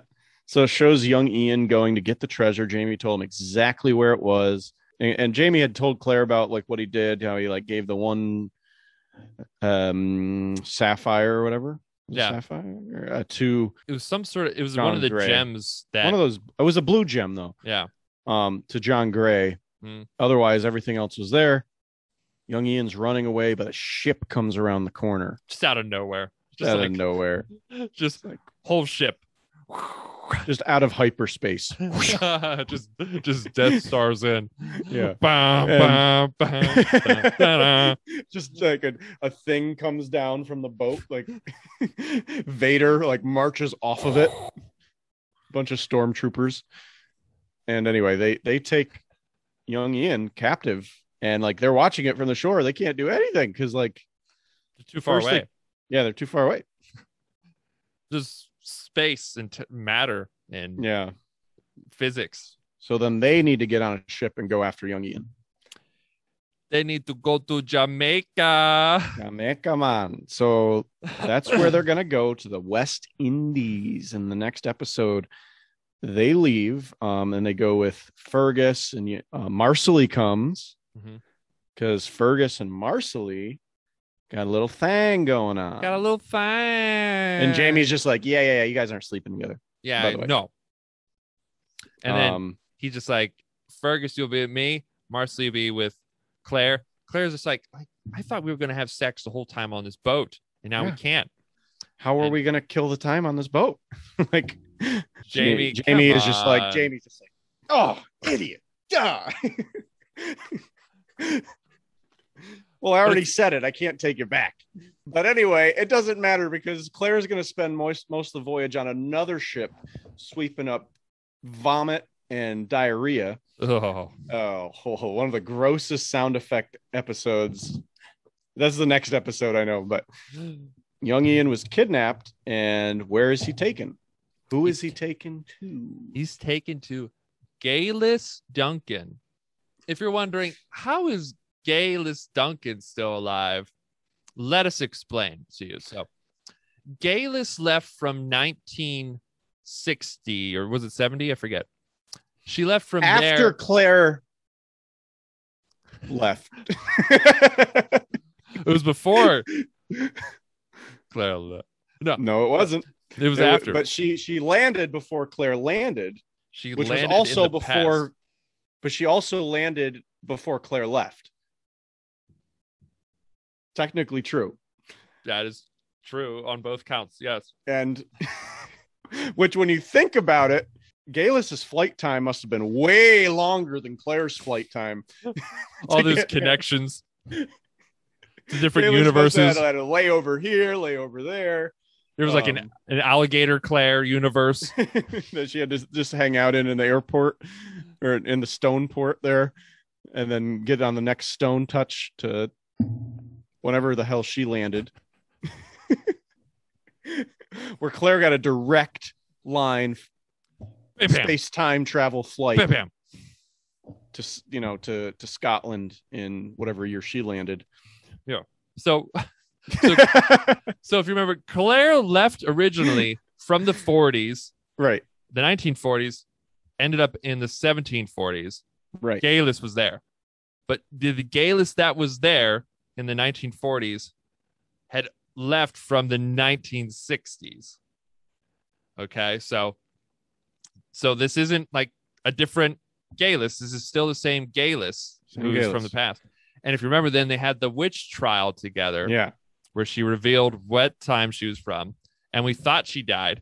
But if you remember, as she was being ushered out from that witch trial, or she was going to get burned at the stake, one of the judges was standing up screaming, "She's pregnant."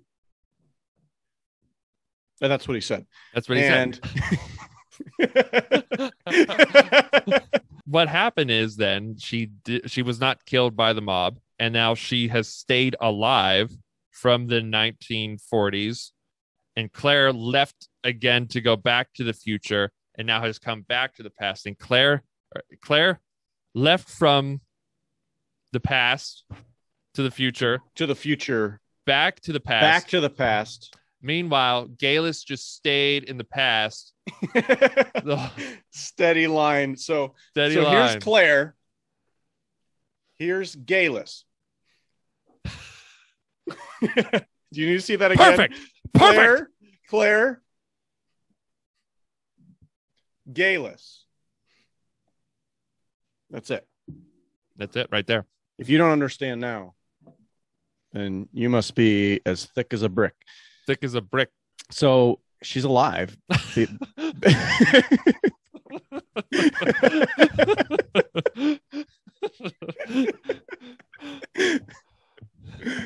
That much we're sure of. That's what we know. Just know she didn't die at the witch trial. Didn't die at the witch trial. And go with that. Theoretically, because the judge stopped it because she had a baby. That's what we think. I'm pretty sure she says that. So is the baby still alive? Do we know that? Or is there a little evil Galus Jr. that's going to come back in the future? Yeah, just like Breda's little baby. Ooh, Breda's little baby. I'm thinking we're a couple of evil babies coming back. Galus coming back. Evil and that baby's going to be able to time travel too. Yeah. And he or she will be Galus and Dougal's child. So it might look like kind of wolfish. And yeah. And we were like, Arr! Yeah, I don't know what happened to the baby. Maybe they did say. I don't remember them saying exactly. Not sure. Anyway, though, let us know if we messed that up. Anyway, yeah, please let us know. Please don't be polite. Be polite. Don't be polite. Don't be polite. Like insult us too. Yeah, it's just be like, you idiots. Best insult gets So on the boat, while there's that moment where Jitin Cho, nickname Mr. Willoughby, does this whole crazy speech. And it meant a lot to him though to say my name. And then Claire gets taken to stop this typhoid. This typhoid that's happening, the fever on the boat. This is the grossest. She's walking down and you just hear people pooping and vomiting, and it's gross. It is so gross. And it's like so much to it. It's so much. Like clearly for the effects, like there was guys with just buckets of like this chunky water stuff that they would just toss. Like just like oh, it was gross. It was washing. So anyway, she goes in and I think she's like, we just need to like stop the spread and lower the curve here. Yeah. And so find the source. What they need to do is find the source to the problem here, cut it off. And they find out that it's actually like a cook. He's just like, well, I'm not sick. And she's like, well, you're a carrier. And he's like, I'm not sick. And she's like, that's how carriers work. I've got to stop being a cook just so I don't keep killing other people. It's not hurting me. They get that figured out, and Claire ends up finds out that the captain is actually going to arrest Jamie for being a seditionist. And so she actually jumps overboard so she can warn him. And let's just mention too, another awesome character and awesome. Oh yeah, definitely deserves an honorable mention here. We need to mention here when she was on the ship and she needed a lot of people weren't respecting her. One, as a woman, two, as a new person who wasn't a military officer telling them what to do. And she's bringing in medical knowledge that they just don't understand. She's telling them to wash their hands. She's telling them to stop just vomiting and shitting everywhere. Like we need to keep this all in one location. She's bringing in people who are carriers. They just don't understand. But along the way, this Elias Pound, he's a midshipman on this ship that she ends up having to work on. Stand-up dude. And he's always like sticking up for her. He doesn't understand, but he just trusts her and he goes with it. He's like, this part got me a little bit too, because this got me. This is another like emotional moment, I think, from the show. And you can tell like he starts getting tired and he starts like, oh, I'm fine.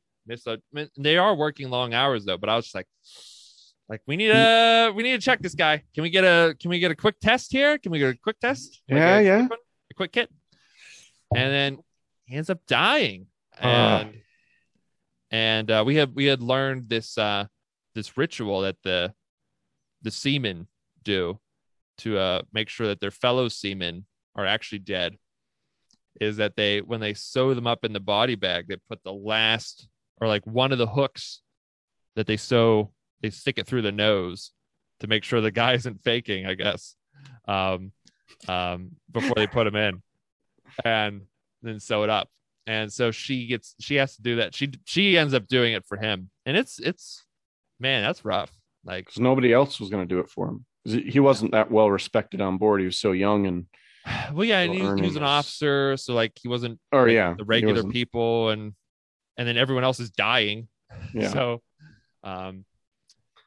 that was sucks. pretty emotional. Yeah, it sucked. And again, this is just like a little plot that's happening in this story, and this character like comes and goes in an episode. Show wouldn't have changed that much if he wasn't in it, but no, he was better for it.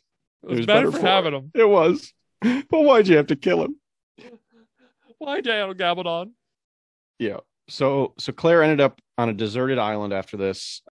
And you know what? Here, when she was jumping off the boat, like there was like right ahead of her a harbor, like right ahead, and she jumps off and ends up on a deserted island. I know. You keep going that way, Claire. You get on the floaty stuff that you threw off, and you go that way. I mean, like I don't know. She was in the ocean. I don't know. Maybe I don't know. Maybe it was because the waves carried her right there. Yeah, I know. So anyway, she washes up, and this freaking crazy guy finds her. Well, didn't you like all the ants too, Colby? Didn't you like the ants that were biting her legs? Yeah. She just has to sleep overnight, and some ants keep her company. Snakes come and say hi, hello, how are you doing? I hate snakes. And then that crazy reverend guy who talks to coconuts comes and like just a castaway. He's a castaway kind of guy. Castaway ripoff there. And she ends up then the group then they had, after she was kidnapped by the ship that was infected, Jamie was trying to rescue her. He's like, dude, they just stole my wife. Like, that's not cool. And he's like, well, like they're the military. So they lock Jamie up because he's causing problems. Eventually, though, they let him back out, and Jamie ends up running this ship as he does everywhere he goes. And then he's been now leading the ship, but they need to stop for repairs, and they happen to stop on the same island. And then Willoughby ends up eating one of the goats that's to this crazy reverend, and he had a special bond with this goat. And that's how she ends up hearing like, oh, there's an Asian man here in the middle of nowhere. Like, what are the odds? And She runs out. She gets like a cut on her way out too. She ends up running into them, or she flags them down. I think she uses like a mirror or something after they just left. And so they get reunited, and then they come back onto the island, and they end up having Marsley and Fergus get married. And this was another awesome moment. And I think it's my bro moment happens here. Best bro moment. I guess it's kind of also like a dad moment, you know, but we're going to say bro. Keep it Screen Chronicles here. When they're getting married, and it's such a funny, like vow exchange too with the Reverend. He's like, oh, like, does his penis work? Like, he doesn't have a hand. And it's just like, how are you connecting these dots here? Reverend, like, what dots are you connecting here? He's like, let's give the names. He's like, do you, Marsley, then what? And then he asks for Fergus's last name so that he can pronounce them both with his name. He's like, I don't have one. And he's like, none? Well, can we have one or something? And that's when Jamie's is like, Fraser. Yep, Fraser. And that got me, dude. Yeah, me too. Me too. Bro freaking moment. That was my bro moment. The whole season. That was like, I think about that like sometimes, like I'm just in the shower and I'm just like, I'll think about that. I'm like, damn, what a good moment. What a good moment that was. What a good moment. Oh man. And then we also get like, I think this is my favorite sex scene from the show. When Claire goes back to the boat with Jamie, and she's like drunk from like the infection and like trying to have her way with him. And like she like just like shoots herself with like a penicillin shot, and then it's like this like drunk sex and stuff. It's like all the other sex times they have together, it's like very romantic and perfect. And this one's kind of more like couples who like are goofy with each other. Yeah. And then I think it's the first one too that's doggy style that we get to see. That's consensual. So that's why it's my favorite. They go to Jamaica, and they have this big party, this ball on the island. And the Frasers encounter some old allies here, including the guy who shows up freaking everywhere, Lord John Grey. He is like wherever Jamie but he's goes. always a welcome, like it's always so good to see him when he shows up. Ever since like we met him. And this happens even further on in the show, but whenever he shows up, you're just happy to see him. So anyway, Gayla's Duncan. She has young Ian, and she tries to be all flirty with him and stuff at first, and all weird and stuff. And then Claire finds her at the ball and is like, "What the effing heck is going on here, Gayless? You did. You were supposed to be dead, but you're here. You've like become this like supreme ruler, this like lord of these. You have like henchmen that work for you now." But yeah, so she's like, "What the heck? How did you get here?" And Gayless is her like normal, weird, cryptic self. And Jamie's wearing this wig. I know. And I'm just the whole time I'm just scratching my head. I know. Like, itchy. But at this party too, we had met this woman who could tell the future back in Scotland. That Claire was concerned she had like some sort of mental illness that her brother was taking advantage of her for, exploiting her. Yeah.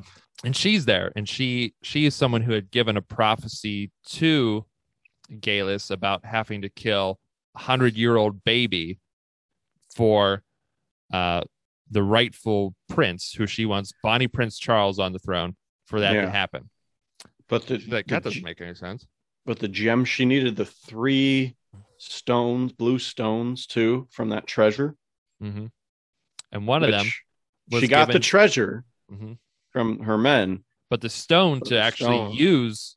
So if you remember, like anytime Claire has gone through the stones, her gem or whatever she has on like explodes or goes away after she goes through. So you need one of those to go through the stones. And that blue one that John Grey has is the one that Jamie gave to him. Yeah. That Jamie gave to him when he first escaped back from the prison, is the one she wants. So she ends up like setting up this elaborate fortune telling thing to get the stone from John Grey. And she ends up getting it there and leaving. But they end up then following her back. And Claire ends up finding out that she has Ian with her. Right. She's lying. She's pretending to be her friend. Jamie gets arrested for a little bit, but John Grey ends up getting out of it. It's the captain from the ship that Claire was on. And again, I love too when John Grey is just like, "So you have nothing? You're just going to arrest a man and you have no warrant, you have no proof, you have no charges." I know. He just goes all out on him. I loved it because he's like a governor here, I think, right? Yeah.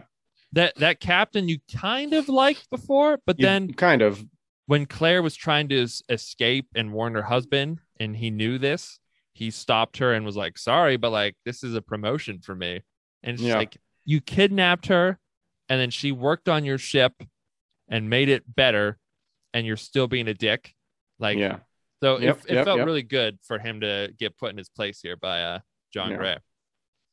So anyway, Gayless did need that stone, right? Yeah. And so she had the whole weird thing happen where she had John Grey be red and they swiped the stone away, right? Yeah. Then she ends up, and she wants to go do a ritual, and she thinks that you need a human sacrifice to go back through the stones. And so if you remember, she killed her husband when she left from the 60s to go back. So she was planning on using Ian then as that sacrifice because he's not a virgin. Apparently, she had sex with him, but like all the other virgins that she was capturing, she was just fucking and killing. So with him, she's going to fuck, but kill as a sacrifice instead. Right. Way better. So a little different. Different. Claire and Jamie go after them. They run into this crazy Jamaican, I think it's freed slaves who are like performing this ritual thing with an alligator head. It's freaking wild. Drinking chicken blood. Yeah, it's kind of reminds me like a Viking, like a weird Viking ceremony thing, like from Vikings. If you've ever seen that. Yeah, it's crazy. And then who else is there is old Willoughby. And he apparently just hooked up with the fortune teller chick, and they end up fighting with her husband. He ends up getting killed by everyone there. So, I mean, oh well.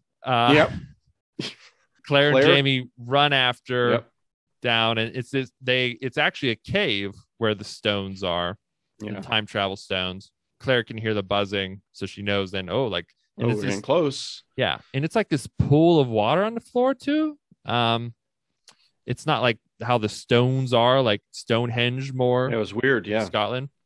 It's a little different, which is cool. I like it was cool. Yeah. The mythical stuff of the show. And I hope we learn more about that as the show goes on. We actually see this like portal develop though, which is kind of crazy. And so Galus she's about to kill, she's like pouring like gasoline on Ian or something, right? Or whatever it is at the time. I think she got gasoline from like the local Sheets or something. I think she went to the Shell station down the road. She filled up one of those portable tanks and then just lugged it all the way. Claire comes in and they just fight. This is a pretty crazy part because and what she's trying to get to the future for is because she figured out that the 100-year-old baby is Claire's child that she had gone back to the future because Claire has a ended up picture telling of her. Yeah. She had a picture, and she was trying to convince her that's why she was there, and because she was trying to be friends with Galus or convince her to let Ian go. But then by doing that, she showed that she had a 100-year-old baby, a baby that was conceived in the 40s, born in the 1700s. Galus is like, it's 100 years old. Or 200-year-old baby. Whatever it is. 100, right? Yeah, whatever it was. Whatever it was. I don't know. 200-year-old. So, but anyway, that's why she's trying to go through the portal. And her plan is then to go there and kill Brianna to restore Prince Charles to the throne, because that would make sense. By killing someone in the future, the past will change. Right? Carry the two. I don't freaking know, dude. I'm not the time travel expert. There's no time travel logic there, I think. But Galus' like motives are still like to make sure her people are free, and like because even when she was in her original time, she was like, wasn't she like still supporting the Jacobite cause or whatever? Yeah. Or she's like, our Bonnie Prince. Yeah. I was like, dude, so she's still trying to change history. She's still trying to change time. Mm-hmm. Claire just like, I ain't having none of this. All right. Slice. Machete slices her neck, and they show it, and like it's just listen. I don't think Galus is gonna be surviving this one. Not this could be wrong. So anyway, problem solved. Kill him. Dry off. Get Ian a towel. And Ian goes out to have a cigar or a pipe and just explodes. They get back on the boat. They're going to go and... The plan is to go back to Scotland now. They've got Ian. They want to get back, take him back to the fam. But then a giant storm happens, just like a tsunami. Mm-hmm. Wrecks the boat, sends them into the water. They end up actually on land. And it turns out they are on Georgia.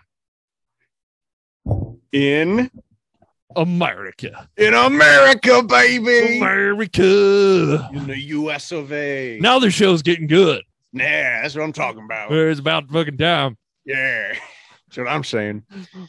Why weren't we in this show from the very beginning? Yeah, that's what I want to know. That's what I want to know. So we go into the USA in the day of the colonies, which is very, very exciting. Mm-hmm. Pre-Revolutionary War. Pretty awesome. So that's going to be exciting to watch. in the next season, but that's where it ends. It's like they zoom out from the shore of Georgia, but they zoom out, and that's it.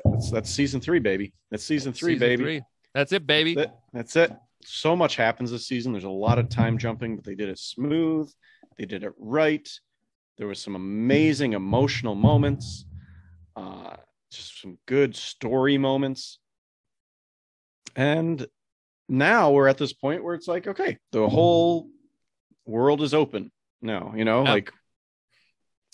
I think one of the things too, I didn't understand is how did Claire know that was like she had that connection to the bones, because it turns out it was Galus then. It was Galus's bones. And it was her who she lopped the head off of.